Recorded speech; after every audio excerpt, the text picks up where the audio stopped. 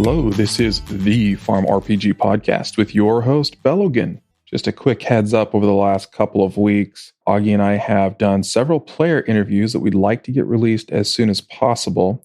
So we're going to be releasing a few bonus episodes of primarily spotlights over the next couple of weeks. In this episode, however, we've got the boss level interview with Firestream himself. And we also have an interview where Auggie and I sat down and talked to Silverado 119. Hope you enjoy. Today we have the most anticipated interview I have done for the Farm RPG podcast. It has been recommended we call this segment The Boss Level.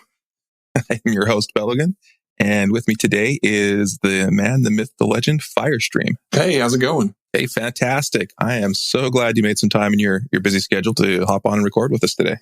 Yeah, thanks for inviting me, and I'm glad we could work it out.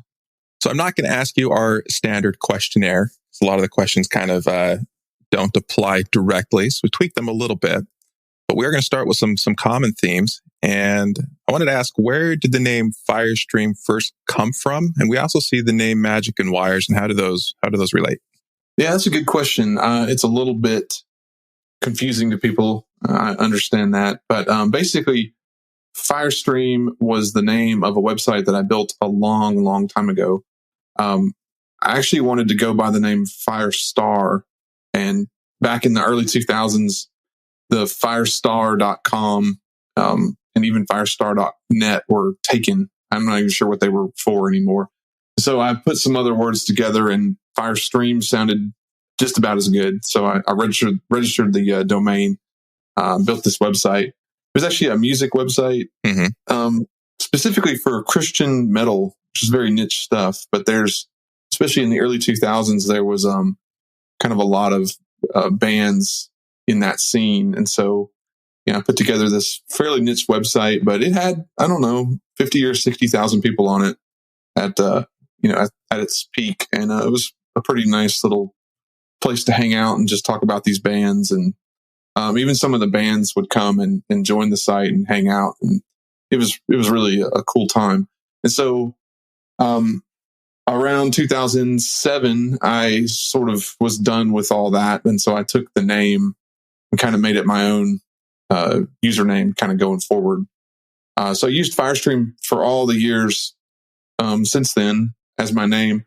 But maybe 4 or 5 years ago now, I wanted to have sort of a business name that was separate from that screen name. So I came up with Magic and Wires, which is actually from a song from the band How to Destroy Angels.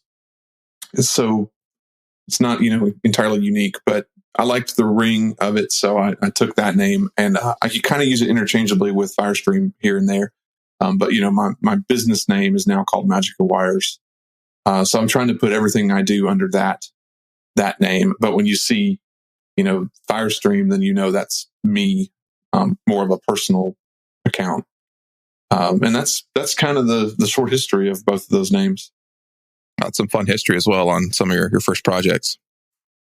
So and we've talked about this with some of the other staff members and where we've seen the elements from this kind of come from in the past, but where did the idea come from? Really, what were the seeds for that to create Farm RPG?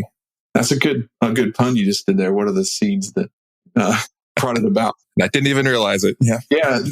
Okay. So I've been doing these games like this for over a decade now. It's hard to believe. So back in the early 2010s, I had this big Halo site. It was really big, called Halo Charts, and it did Halo leaderboards for Halo 3, Halo Reach. I had some Halo 2 stuff on there too, but it was a pretty popular site. So I don't know what spawned me to do it. I've always been a fan of RPGs and Final Fantasy games and Dragon Warrior and all that. So I decided just to make this game on top of Halo Charts. And so it was weird. You'd be on the site and all of a sudden, like, you'd be playing a game. It was kind of wonky, honestly, but it was popular. It became something that people enjoyed. So I spun it off to its own game. Mm-hmm. So I started making these text games, and I kind of built them around existing franchises. Like first it was Halo, and then Destiny. So I made this game called Destiny RPG. did really well. We got really big because of Destiny, the actual franchise. But I had some trouble with trying to monetize the game to pay my bills, pay my time, all that kind of stuff. So I rebranded and made Titan Conquest, which is still online. People still play it every day, and I think Titan Conquest is a great game. It's a very different game than what Farm RPG is.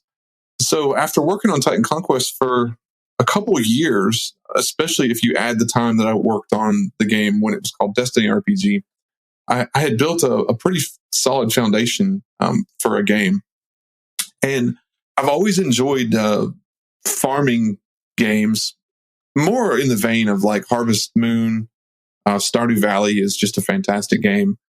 And I just really wanted kind of a simple game where I could just plant some crops and just do simple stuff on my phone.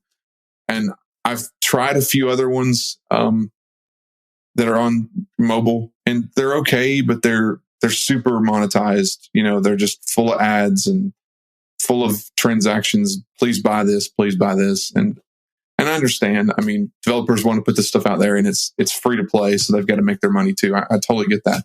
But I just wanted to make something simple and fun that was kind of like a really, really light version of playing Stardew Valley or playing Harvest Moon on your phone. And so I decided to take the Titan Conquest code base and just kind of run with it to make this new farming game. And originally I was going to try to keep the games very similar, but it didn't work to do that.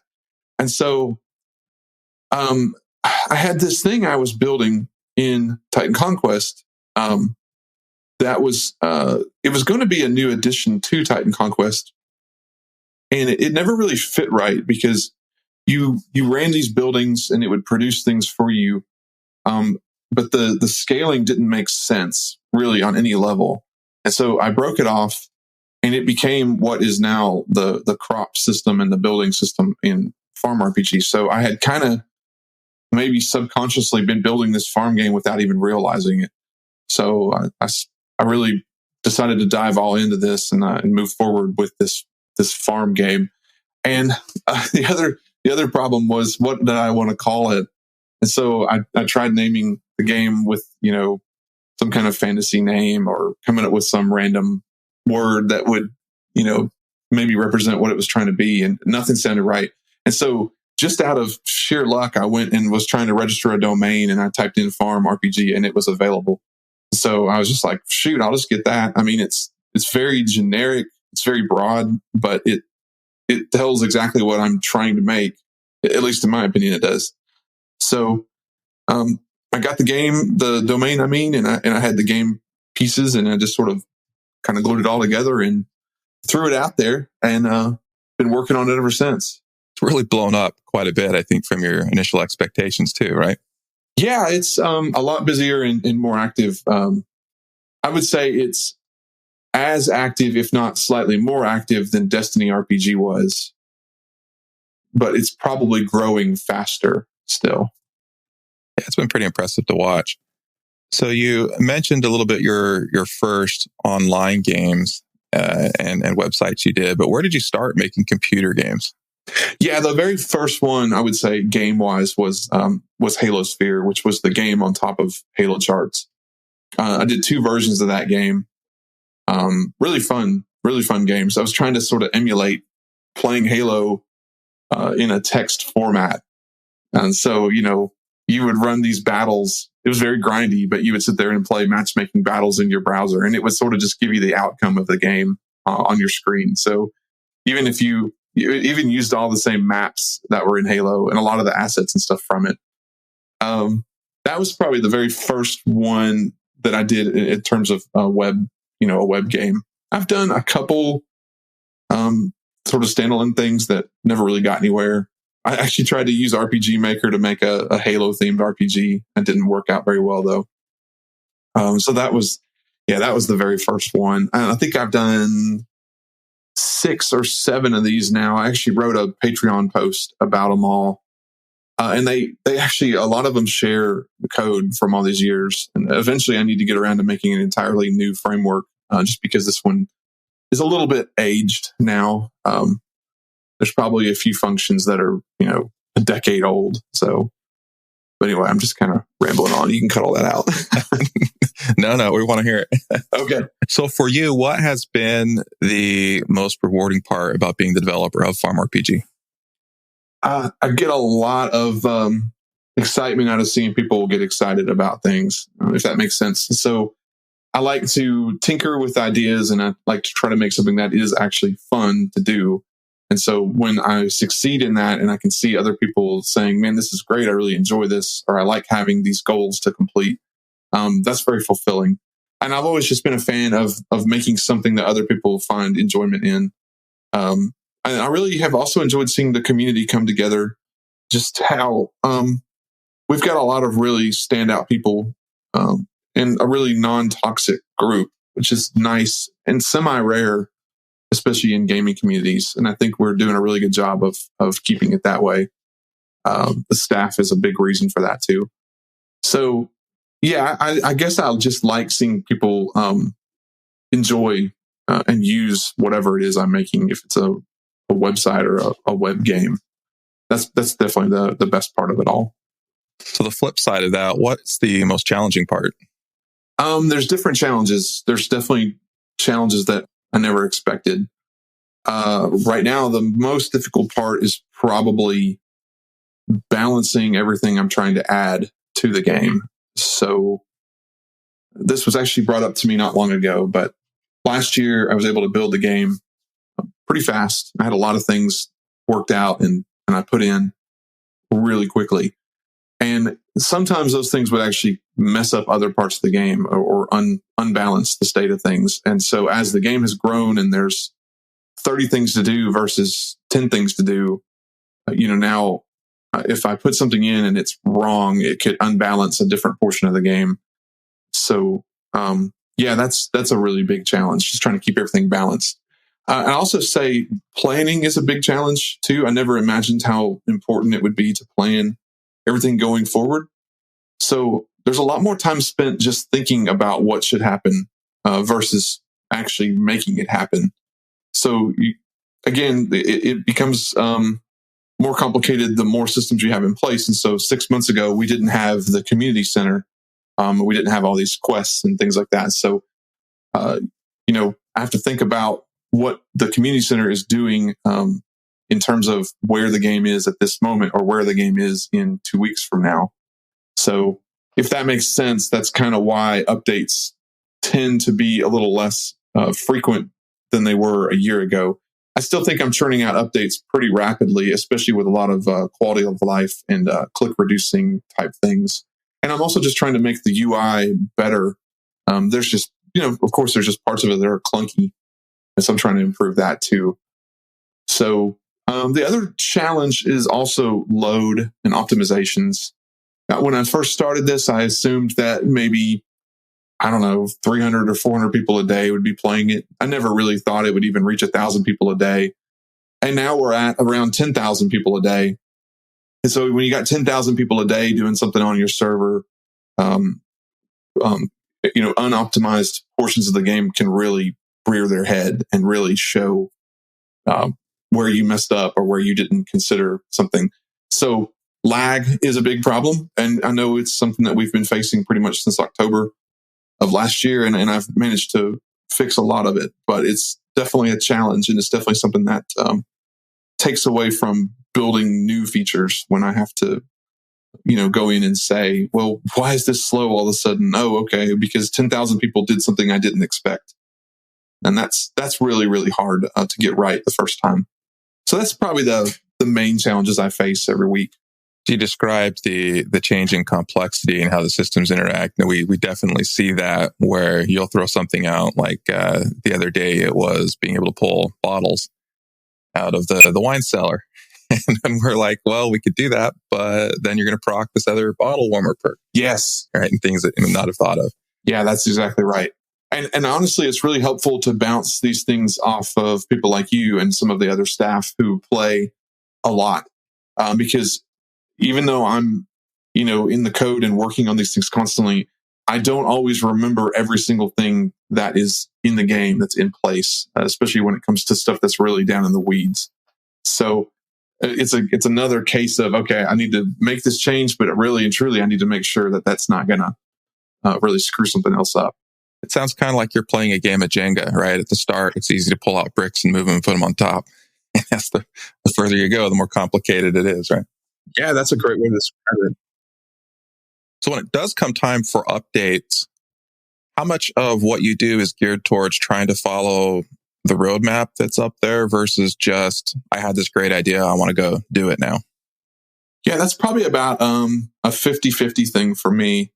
The roadmap is cool. I think it's probably the best attempt I've ever had at creating a roadmap of features and updates and saying, this is what I'm going to do as I go. It's been really good for me to sort of have this list that runs. It brings its own set of problems into the mix too, which I don't know if people realize it too, but sometimes things don't happen as quickly as I'd like. Example, well, like the bookshelf is a good example. The bookshelf is something I started coding 4 or 5 months ago, and I've tinkered with it here and there pretty much every month. And it is a really big effect on the balance of the game, more than I really wanted it to be. And so it just kept moving and moving and moving. And finally, I reached the point just about a week ago where I said, this isn't going to work. It's not going to work the way I did it. It's going to add lag to the system. It's redundant to another system that I want to build. And it just doesn't make sense now, especially as the game has changed. And so, I have to cancel that or mark that it's going to be revised or whatever. So the roadmap is really cool because it gives me this high level list of things I want to do. But a lot of people live and play, and they sort of believe the roadmap is gold, and what's on the roadmap is going to happen guaranteed. And that's a challenge to manage the expectations of that. So that's kind of why I say it's a 50-50 thing, where I will sometimes look at the roadmap and I will say, man, I'm just not feeling like focusing extremely hard on this feature like the bookshelf or the tower even. And I would rather go make something that makes your daily play a little easier. And also I really like to see what people say. And so the feedback from the community is really important. And a lot of times I'll just see something in chat or I'll see something on Reddit and I'll say, that is a great idea. I never even considered that. And so often I'll be so motivated by seeing this awesome idea from some player that I'll just kind of drop what I'm doing and go try to do that feature. Sometimes out of haste, though, I make a mistake. I did the other day, a really, really minor thing, but someone had mentioned maybe if you were in the trade chat, when you click on a username, it just takes you to the player's mailbox. So just kind of on a whim, I threw all that together and threw it on alpha. It seemed like it worked fine. So I put it on the live game, and turns out it just doesn't work right. Some of that's due to a limitation in this framework that I'm using, but it was just buggy. So sometimes I just have to slow down and pace myself. And I think that's where the roadmap is helpful, because I know way out in advance what I should be doing versus sometimes just coding things up on a whim too. But like I said, there's advantages to both. And it's probably 50-50 overall. Kind of leads into another question along the lines of feedback. I mean, even just as staff members, we get people pinging us all the time. Hey, I've got this great idea. Obviously, everyone thinks that their idea is the best one and the most important one that should be done next. I imagine you probably get 1,000 new things a day of people wanting. How do you kind of sort through that feedback and figure out what's the most important to address? So yeah, I get a lot of feedback. I get a lot of ideas. It comes from probably too many directions now. I had this thing called Improve Loop. I still have it. People can go submit ideas to it. But honestly, because there's so many people playing now on a daily basis, the ideas that are submitted there are very noisy. Because I think if I was to go look, there's probably there might even be 1,000 ideas on there now. So at this point, I go and I do check it. And I go and I check and see what people have said on maybe Discord and Reddit, and people message me directly, and I get messages over Patreon, and I get messages on the alpha game. And what I would say is I read them. at the very least. And I try to respond to people, but there's so many of them now that it's really difficult to get to everybody's feedback. And another thing I've had to do is, if I do see a cool idea and I implement it, it is very hard to put credit to that idea, because sometimes someone would say, "Hey, it'd be great if you did this."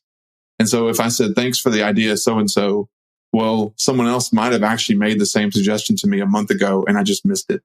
So it's really a challenging thing. So how do I gauge what's important? A lot of times I just take the idea and I try to apply it to my own play of the game. I actively play the game. I have been since the very beginning. I've done a couple runs. I've sort of got a low-level account. I've got a mid-level account. And I've got a high-level account, and I jump between them. So a lot of times if I see the idea, like, for example, the sorting of the workshop popped up just the other day, and I can't remember if it was Reddit or if it was Discord where I saw that or where. But anyway, I saw the idea and I went to my workshop and I thought, man, it would help immensely when I'm making large nets if I could have them all grouped together. And so suddenly that idea took priority because I applied it to my own gameplay. And I said, yes, I really don't want to have to scroll up and down 5 times to make these large nets. So if I just provided an order, people could sort things the way they want. And that's useful because that would adapt to their play no matter what phase of the game they're in. Because early in the game, you're crafting different things. And so when you get past those and you no longer care about them, you can unfavorite them or move them to the bottom of your favorites list or whatever. So the idea was just perfect and became priority. The other way that I try to prioritize stuff is based on time, that goes along with my roadmap. So I was doing things on a monthly basis that just got to be way too hard to manage. So quarterly is a little bit better. And so now I'm at the point where, okay, I've got about a week left of this quarter, and I would really like to have the tower done, or at least done to where the alpha and the beta people could try it for a day or two. So that becomes a priority in that sense because of running out of time for what I said I was going to do in this quarter. Again, that doesn't always happen. Things do slip. It's not a guaranteed schedule, but it's at least something that people can go in and look and say, okay, well, I know probably in the next quarter we'll get horse stables. And so they can look forward to that. Whether or not it happens for sure in the next quarter, they can at least know that it's being thought about and planned and coded and all that. Hope that makes sense. Yeah, absolutely. Great answer on that. So a couple weeks ago, No Velcro Shoes, Auggie and I were talking about how much you actually do. And No Velcro Shoes described you as 5 coders in a trench coat. So the question from that is, how do you balance your work, your family life, and then still manage to do Farm RPG? Yeah, that's a good question. I'm definitely not 5 coders. I'm barely 1 coder, I would say. I do wear some other hats though, because I'm trying to build the game. I'm planning it. I'm also trying to work on some marketing. We have to do support and, maintenance and all that. So yeah, I suppose there's a lot of hats being worn. How do I manage it all? Well, right now I actually have some of my family helping me. My wife is helping me with some management of things on Patreon, and my son is helping me with some of the support tickets. There's some, things that come in on a daily or weekly basis that he can easily go in and take care of and do for me. So that's helped a lot. When it comes to my day job, I still have a day job. We're very flexible, which is nice. So I'm able to work and get all my hours I need to get done sort of in a flexible way. I also work early a lot of mornings on the game, and I also work in the evenings a lot on the game, and probably on Saturdays too. So really right now the way I balance is I try to work, I just work extra hours, but I still try to make time in the evenings for family stuff. I got kids that are doing sports and things like that, so there's always time for that kind of thing. So you don't see me a lot at night, and that's just because I'm off, making sure that I'm not a negligent dad. But it does get harder, and so I'm going to be trying to get more help as the game grows. I have a friend who's really helpful with things, and he's starting to pick up more and more and help me. It's actually Tenfu in staff, and so he's he's been helping with writing quests, and he's been supporting some of the coding on the apps. He's a really great developer, and I think he's starting to help me more and more and more as this game goes. And then, of course, we have the amazing staff who help with all the day-to-day, managing people in the community, managing people on Discord and Reddit and all that stuff. There's just no way I could do on my own and try to build the game at the same time. So really, in terms of balance, it's just a matter of it's not just me. I have a lot of people helping me, even though it might appear that it's just me behind all this. I can't take all that credit. So regarding the staff, I know Auggie wanted to be here, but she's working. She really wanted me to ask you, who's your favorite staff member, which I took to mean she wants to hear you say that she's your favorite. I love all staff members equally. There's no favorite. No, I can't. No. Good that answer. would just cause drama and unrest. And then the staff would revolt on me, and I don't know what they would do, but they would leave in droves. So no, every staff member, it's interesting because I don't know some of them as well as I know others. And a lot of that's because the few of you have been with me since the beginning, and we've been working on this game for almost a year now. So I do feel like there's probably better relationships between me and some of you guys. But everybody seems to be bringing in something that they're really good at doing or really, helpful with. And it means the world to me to see so much passion come from everybody in staff, whether it's managing the library or managing the different chats like trade and giveaways. It's or running a podcast or doing YouTube videos. I mean, it's all huge to me, and I just can't even express how thankful I am for everybody that's part of our staff. That was a great answer, and maybe the way a politician or a dad would handle it. Who's your favorite kid, right? Just don't ever pick one. That was terrible. We kind of talked about how the demands have grown and you're reaching out for more support with the coding. Is there any possibility in the future that Farm RPG could become a full-time job? I think there is a possibility. I'm optimistic that I can get to that point. I have to be cautious and careful, just because I have a family to support, and I really like the company I work for too. They're great people. Been with them a long time. So yes, there is a possibility. I don't know when. But we'll see. I mean, the game's doing well and the game's been growing. But like with any game, something could go wrong, or people could all of a sudden just say they're tired of playing it. So it's really hard to base a full career off of it. But it is a dream of mine to be able to do this game and games like it as my day job. So we'll see. So it wouldn't be Farm RPG, but maybe Magic and Wires Corporation or something like that at some point as a gaming company. Yeah, the company would be the Magic and Wires name, with one of the games being Farm RPG. And I think Titan Conquest deserves to have some more work done to it too. So at the very least, I would have a portfolio of 2 games. That would be the start of it all. And I think there's room to grow other themes. People like this kind of game.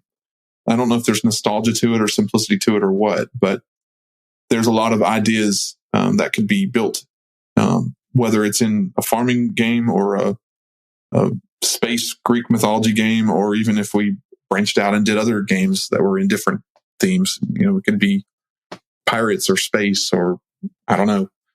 So I think there's a lot of potential. It's just a matter of, I know I couldn't do it all. So I have to get to the point where I could actually have help.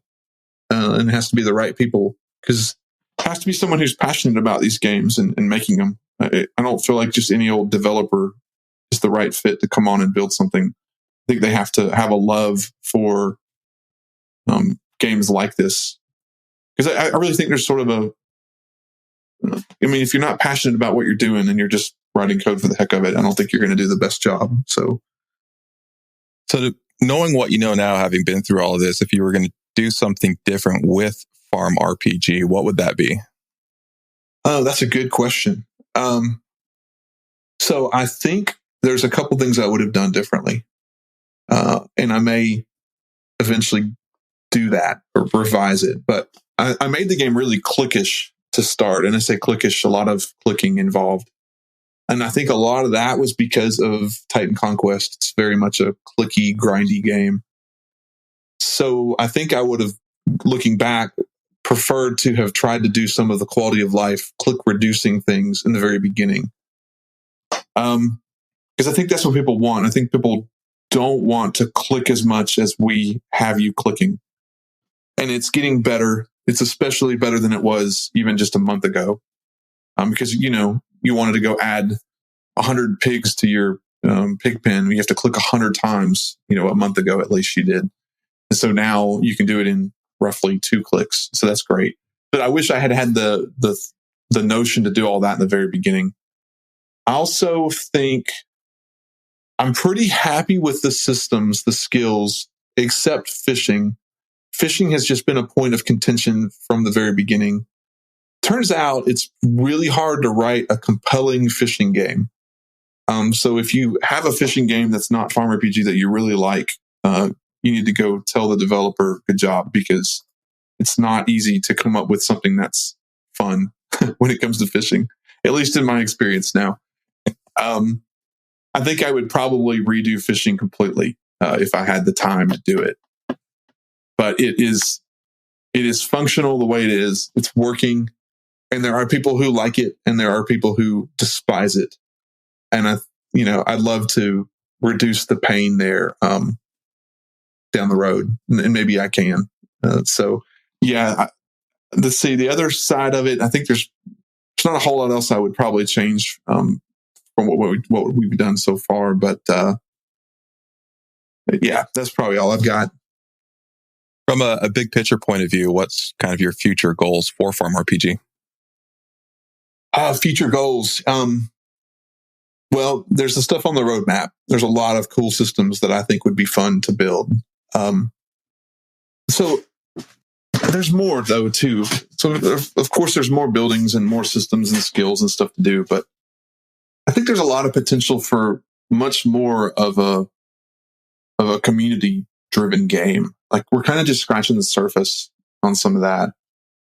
And I don't know when I'll get to them all, but I think there's potential to do more, working with other players to, achieve goals and to make progress on things. And I don't really have a solid plan there, but I also want to do it in a way that isn't required, because I know there are a lot of people who play the game solo too, and don't really want or have much of a desire to interact with other people.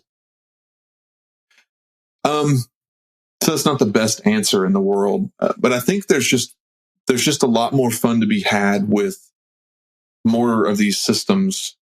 Example, and I'm struggling with the answer to this too, but I've always been fascinated by the idea of running a shop. And Titan Conquest has like the hero shops, which is sort of an attempt at that. And then there's some other really cool games out there that even focus in running a shop. And those are fun. I really like them. It's sort of almost like a farming game, but different, having merchandise that you can sell.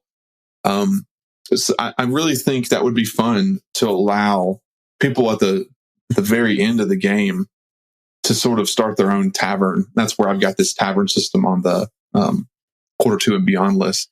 And it would have to be something that you really earn the right to do. It wouldn't be just anybody get up there at the top and then start a tavern. It would be like the top of the top players.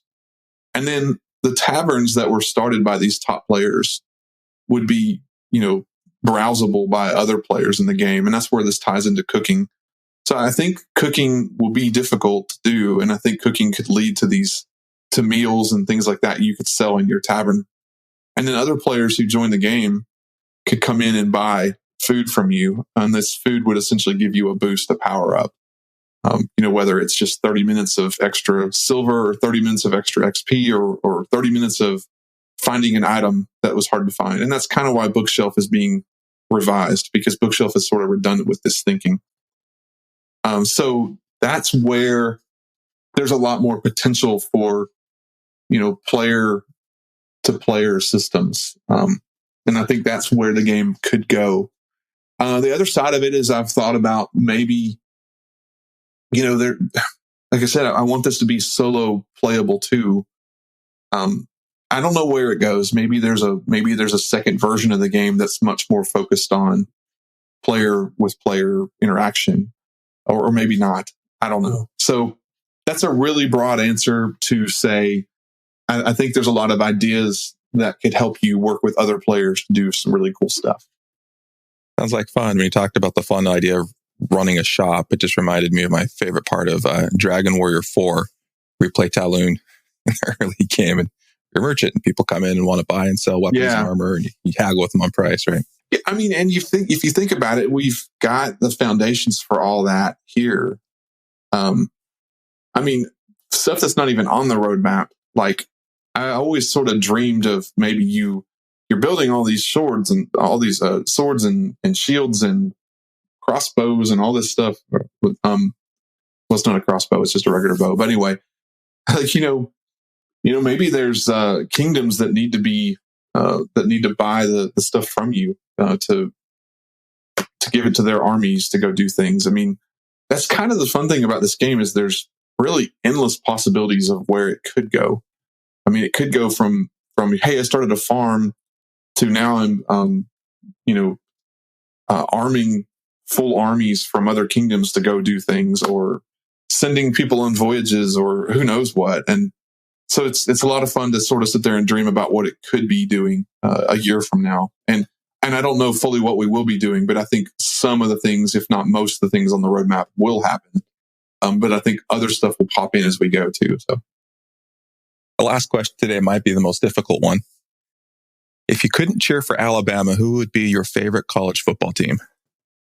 Oh, that's a tough one. Yeah, I'm a pretty big Bama fan, so that would be hard. I would have said probably Georgia. I generally like Georgia overall. So probably if Georgia's playing somebody that's not Alabama, I would cheer for them. Definitely not Auburn. Definitely not Tennessee. So, no offense to my Auburn or Tennessee fans out there, but roll tide.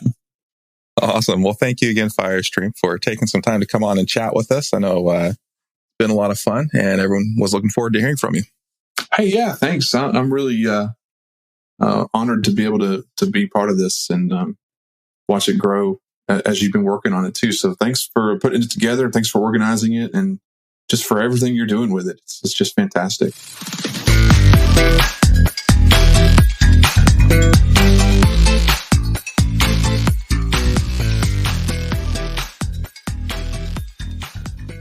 This is another player spotlight, and we are super lucky to have one of our players who is a Patreon level such that they are one of our alpha testers in Farm RPG. I have with me as co-host today, Auggie. Hello again, it's me. And the player we're going to spotlight today is Silverado CXIX. What's up? What's the CXIX from? So CXIX, if you're not familiar with it, is Roman numerals for 119. Yeah, I would have never got that. I'm actually pretty good with Roman numerals, but I would have never got that. I use a calculator. I knew what you said. I knew what you said, but it still threw me off. I was like, wait, is this not the same person that I thought it was going to be? It's a little bit of an inside joke. For those that know me from Titan Conquest, I'd always put their numerals and their names in Roman numerals. Now that I know what it is, it sounds like something you Googled. I definitely used a calculator off Google to get 119 to Roman numerals. All right, Silverado. So to kick us off, how about you tell us how you learned about Farm RPG? Man, I was playing a game called Idle Heroes, and I had gotten to the point where I was just about fed up with the game. Because it's like one of those games that you've got to invest money in to make any real progression. And I was just fed up with putting money into it. And I went to the App Store and started searching for like idle games, because I love like the idle aspect and progression aspect of games. And I found this one, and I downloaded it, and within like 3 days, I was hooked. Like, this game had everything that I wanted out of a game. I mean, it was the perfect game, and I've been addicted ever since. So what was it about it that hooked you? It was the progression and stats. I love numbers. Like anytime that I put a lot of effort into something and I have something to show for it, whether it's like my net worth on my account or, the masteries that I've done or grand masteries or items donated to the community center. Like it's all about the numbers to me so I can show off and say, hey, this is what I've accomplished. This is what I've done. People can see it and people can show how hard I've worked. And that's what made me really like fall in love with this game, that and the community. How long ago did you start playing? I started on October 12th. Okay, so which was like the Halloween event. A couple days before the Halloween event, I think. Because like I had started playing, and about the time that I realized that like the help requests were a thing was whenever like the purple, what is it, purple or green lettering that pops up for special requests? I think green. And like I clicked on it because it got my attention, and then that's how I found out about the help request. And then once I started doing the help request and the Halloween help request, I mean, it was a kickstart. I mean, I was struggling in the beginning, and then when the Halloween event come, I mean, it was a boost. The Halloween event was really, really fun, and it was it was like the first one, because the game only came out less than a year ago, so it was the first major like event that Firestream did. So it was very cool to see.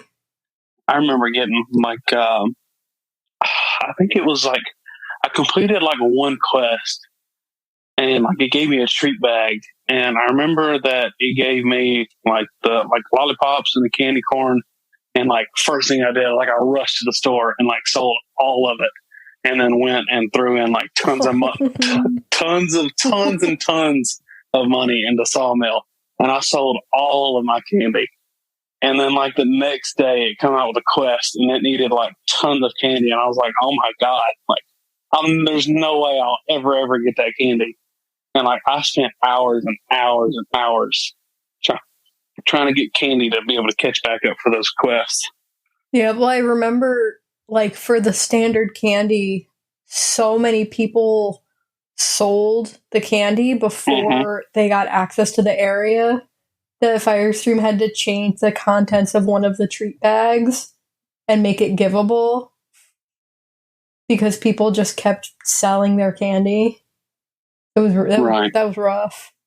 But so coming from October all the way to now we're in March, if you had one sentence, how would you describe Farm RPG? Oh, I've thought about this all week. It's impossible. I mean, I even tried to prepare for it, and I just told myself like that. You can't prepare, like you can't describe this game in one sentence. Whatever you say is better than mine. So, what? Who was it that said it was a glorified Twitch chat? That was hilarious, and it was like spot on. That might have been me. Oh, that was spot on. It's a huge.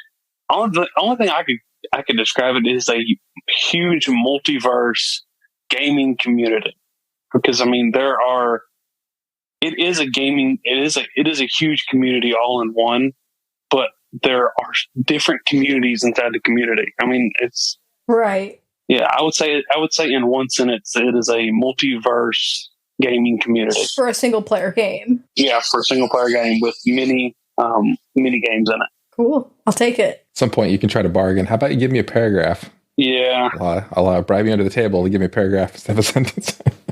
And see, I thought about it. Nobody's asked you, Bill. How would you describe this game in one sentence? For me, I would say Farm RPG is a wonderful chat box that happens to have a side game attached. Fair enough.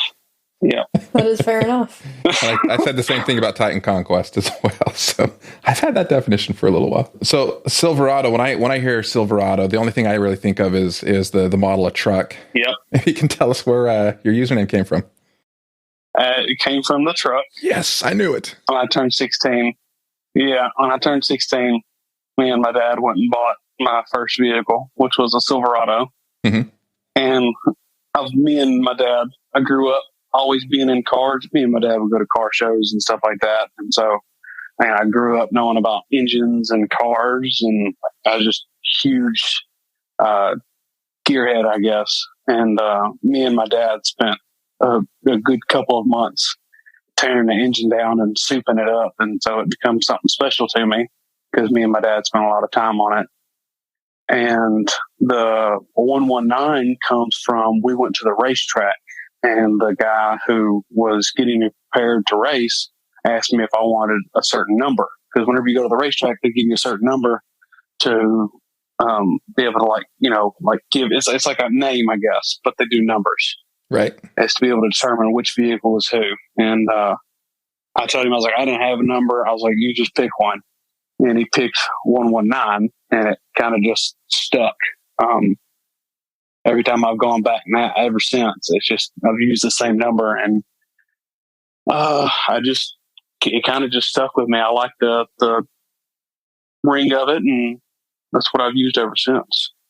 Do they give you like a big sticker to slap on the side of your truck? No, they don't. They take window chalk and write it on the back glass in the front windshield. That's smart. Yeah. So you can just... Probably a better call. You just wash it off, yeah. Instead of a sticker. Well, besides Farm RPG and doing truck races, are there any other games that you like to play? Now, this question has been asked several different ways on all the other podcasts.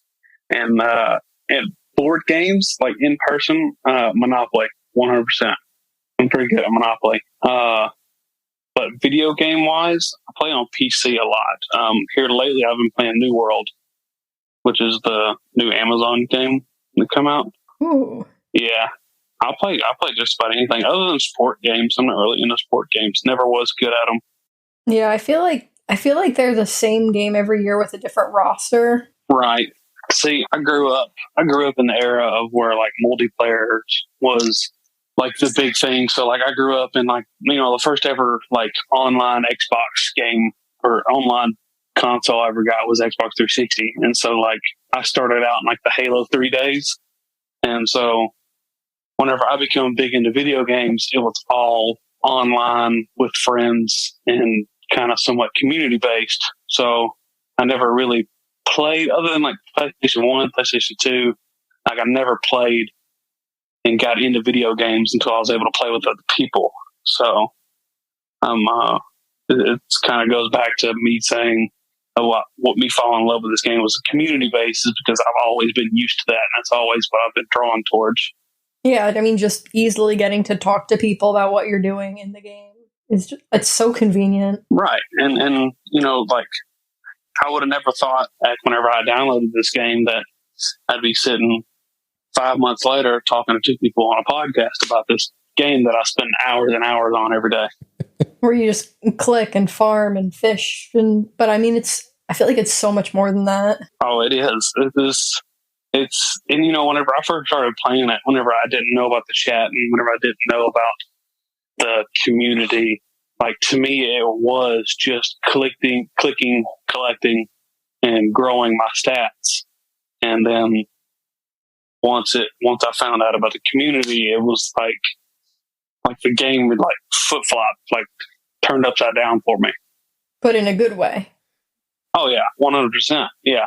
Now, to be fair, nobody imagined they'd be talking to two people on a podcast about this game until pretty recently.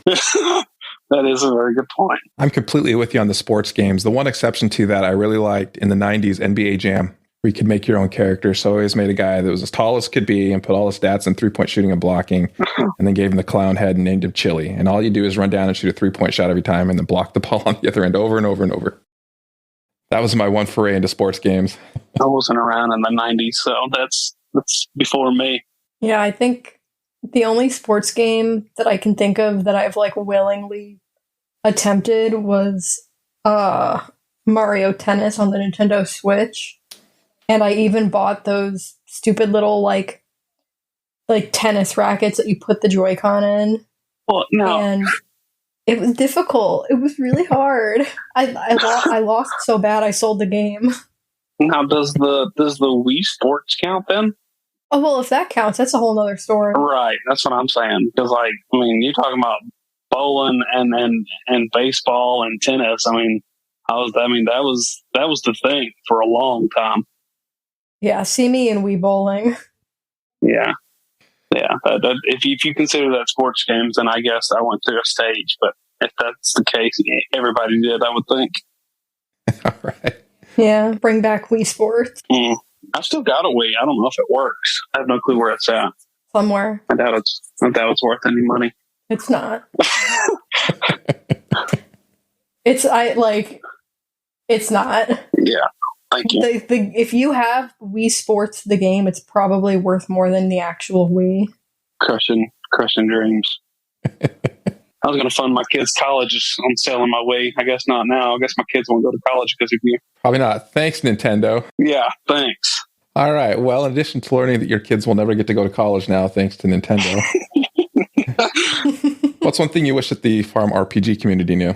And see, I thought about this one. So this was the only one that I had like a real answer prepared for. I would say if I wanted the farm RPG community to know one thing, and this is going to direct towards the newer side of the farm RPG community. So like the people who are like post Christmas and like late December joining people. And that is the amount of clicks that you do not have to do anymore. And I know this could be a huge topic because whenever I started, what the amount of clicks that it took to make 500 fishing nets would take an hour, maybe an hour and a half between farming at the forest. And because back then there were no antlers there were no raptors. So in order to get fishing nets to increase your fishing level, you had to actually go explore at the forest. So like you'd have clicks there, and you'd have to go back, and you'd have to click. You'd have singular click for just one single item, which was twine. Then you'd have to click for rope, and then you'd have to click for nets. And there's probably a lot of people that listen to this and remember the back in the days of the auto crafting. And I remember setting alarms in the middle of the night to wake up to restart twine or restart rope. So for in the morning, I could just go to the forest and explore in the forest, or if I can wake up in the morning and be able to craft straight nets. I mean, the game has become so much easier, but the level of difficulty has stayed right at the level where it's gotten easier, and I love that about the game also. Where it's like it's shifted, but it's still balanced. Yes. No, I know what you mean, because like as soon as Firestream implemented a lot of those changes, he also added in like grand masteries. Right. Which, I mean, some of them aren't too bad, but some of them, I mean, we were talking about it before we started recording, but how long have you been working on Wagon Wheels? I started crafting Wagon Wheels back during a Christmas event, and I didn't like really get on them until maybe the beginning of February, maybe late January, and I should grandmaster them within the next 2 hours. Well, props to you for that one. Yeah. That's not going to be me for a long while. Yeah. So, and I have done, in the occasion where, in the afternoon where I've got full rope and rope inside the storehouse ready for in the morning for whenever I get all of my antlers from my raptors. And I have a spare excess of twine. I did wooden swords in the afternoon, and I've grandmastered wooden swords in between doing Wagon Wheels. But still, I mean, I've done the math. If you're up, so like I'm getting my inventory right now is like 3134, I think 3,134.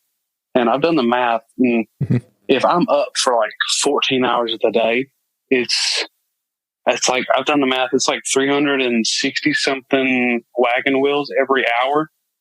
And like, let's say you're up for 14 hours a day, that's 5,000 a day. You can take that divided by 100,000. Well, 20 days. I mean, yeah, still, I've been doing it for about a month. But I mean, in between using boards for like explosives and wooden swords, I mean, that's 20 days worth of using your boards, nothing but Wagon Wheels. And that's assuming that you don't miss an hour. Right. That's assuming that you don't miss an hour, which I work, a full-time job. And sometimes I'm busy there. But yeah, and that's also saying that you're up for 40 hours or 14 hours a day, right, without missing a beat. So 20 days is what it takes. And that's with a 3,000 something inventory too. It's a several week project for sure. Oh yeah. To master a lot of these, or grandmaster a lot of these things. It's a lot of wheels. It is.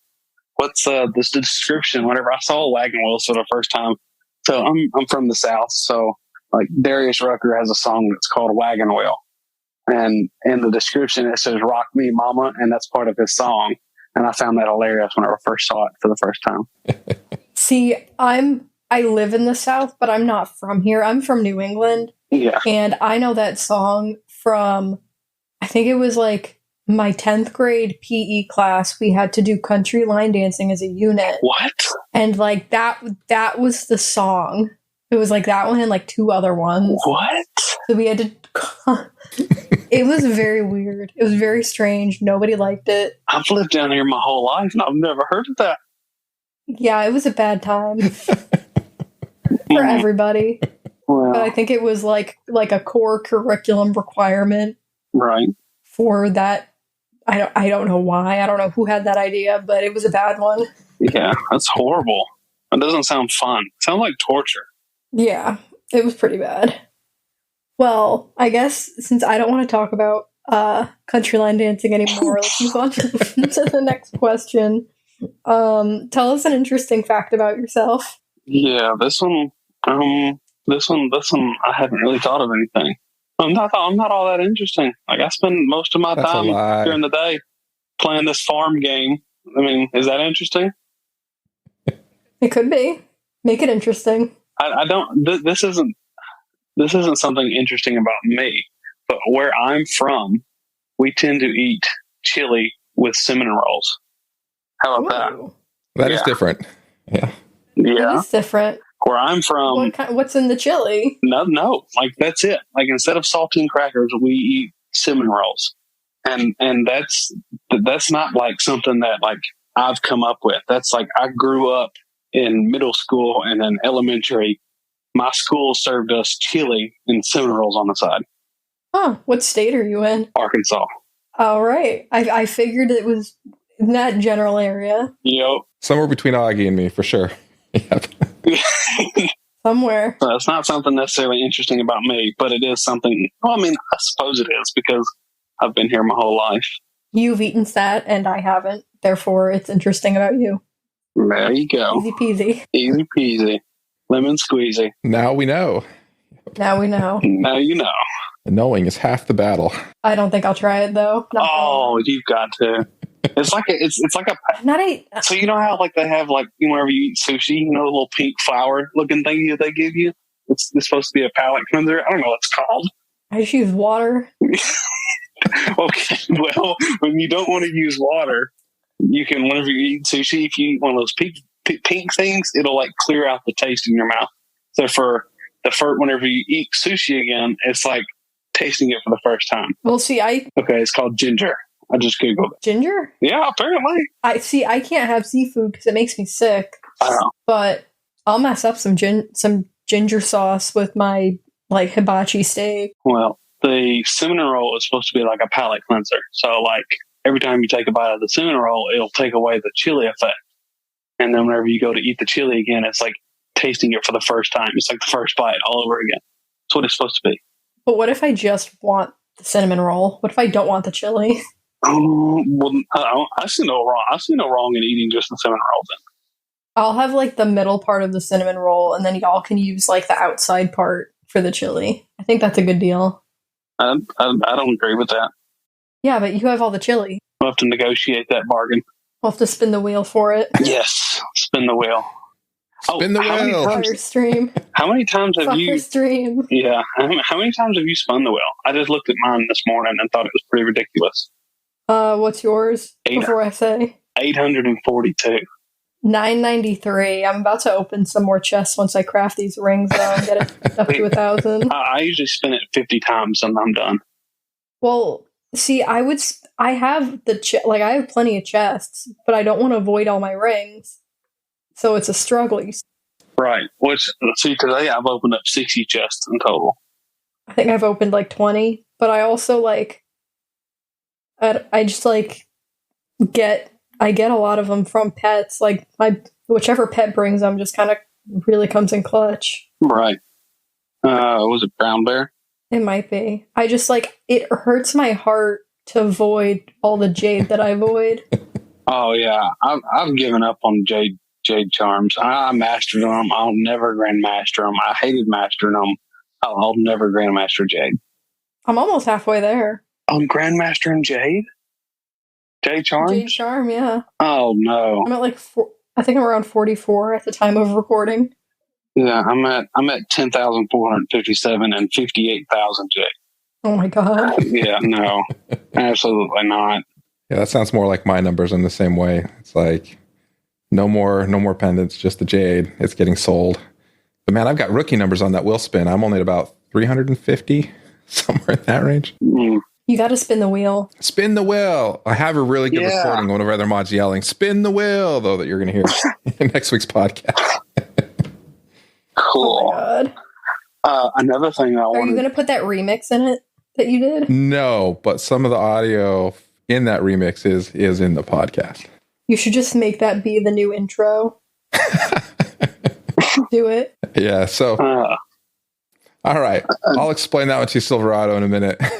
What's going on with that? But I was going to say, any parting wise words for our Farm RPG podcast listeners? Or non-wise words. Well, no. They don't have to be wise. Well, yeah, I don't really say many wise things. Whenever I first started, I saw all these players like Bhelogan, and mainly Bhelogan because of YouTube. Because like I was going through like the library, and it was like it kept telling me like, yeah, you can go to YouTube, and like I kept going to YouTube and type it in like things like Sawmill, and would never find anything on Farm RPG. And then like I went to one library page, and it finally mentioned Bhelogan's name, and so like I typed in Bhelogan, spelled it wrong, had to go back, found the correct way to spell it, put it in there, and like I started watching his videos, and I remember Bhelogan was my first person that I friended on my friends list. Aww. Because I looked at all of it. I looked at all of his stats all the time. And I was like, man, I want to be like him one day. Like I want all those cool things on my profile to show up like him. And like I basically started friending like all the people who had blue names. Like I would friend everybody I saw in chat that had blue names. And Bhelogan was the first. Yeah, Bhelogan was the first. Bhelogan was my first friend. And I eventually had like a friends list full of blue names, and I would go in there, and I'm like just born competitive. Like if anything there is, like if you tell me like I bet I can wash it, this is faster than you. Like that's the fastest way to get me to do a chore. And I will compete my heart out until I beat you. And so like I looked at all these people and all the things that they've accomplished, and I mean, I don't even look at Chloe's account anymore. I don't even worry about it. It hurts. Yeah, it does. It hurts my heart. Yeah, she doesn't even count. I mean, I put her to the side. Yeah, she's like the stretch goal. Yeah.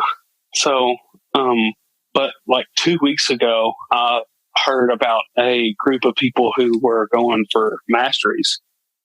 And I was at 120, and I thought 120 was good enough. And then I heard about people racing to try and get the most. And I was focusing on grandmastering at the time, and I dropped everything.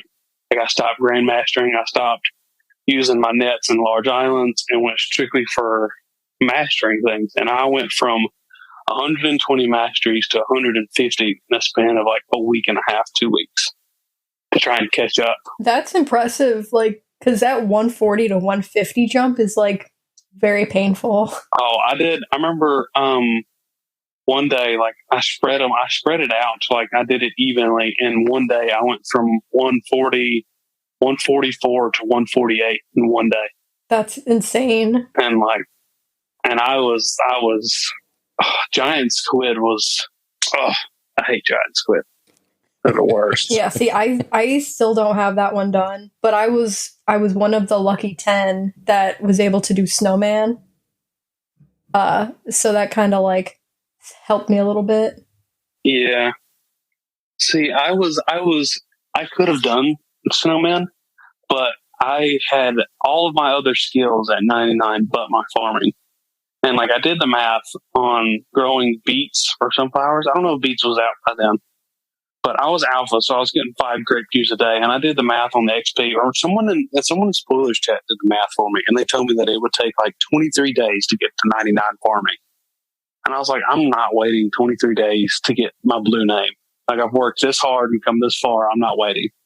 And so I farmed the crap out of forest and used all my nets on large island to be able to afford the $10 billion crop row, and dumped like all of my money so I could get to 99 while that event was going on with the XP boost. So I didn't get to do snowmen. So I'm one down because of that. Yeah, the snowmen race was very intense, and like I remember everybody knew who was working on it, mm-hmm.